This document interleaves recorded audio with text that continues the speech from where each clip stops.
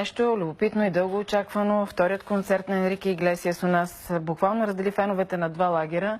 На доволни и разочаровани среща с изпълнителя. След концерта с нощи последва вълна от коментари на фенове във Фейсбук. Енрике Иглесиас се появи пред публиката в Арена Армеец с над 2 часа закъснение.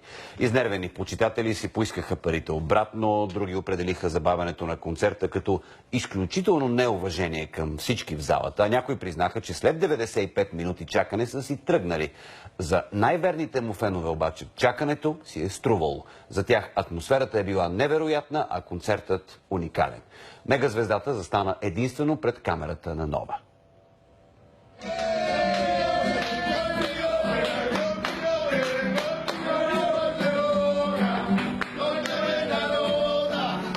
Енрике Иглесиас кацна минути преди концерта си в Арена Армеец. Камерите ни го заснеха ексклюзивно за секунди преди да тръгне към залата. Здравейте, добре дошли в България. Как се чувствате? Много добре, даже страхотно. Това е второто ви посещение тук. Миналия път успяхте да съберете 60 000 души, които да пеят и плачат с вас в дъжда. Какво да очакваме сега? Ще очакваме страхотно шоу. Българите са много топли хора. Ще целунете ли и този път момиче на сцена? О, да, това е мой ритуал.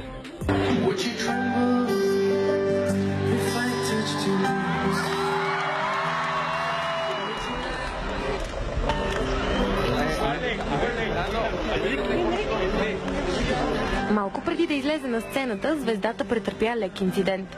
Наложи се медицински екип да окаже помощ на Иглесиас заради спукана вежда. Предполага се, че певецът се ударил в Португалия. Това не попречи след закъснение да взриви публиката.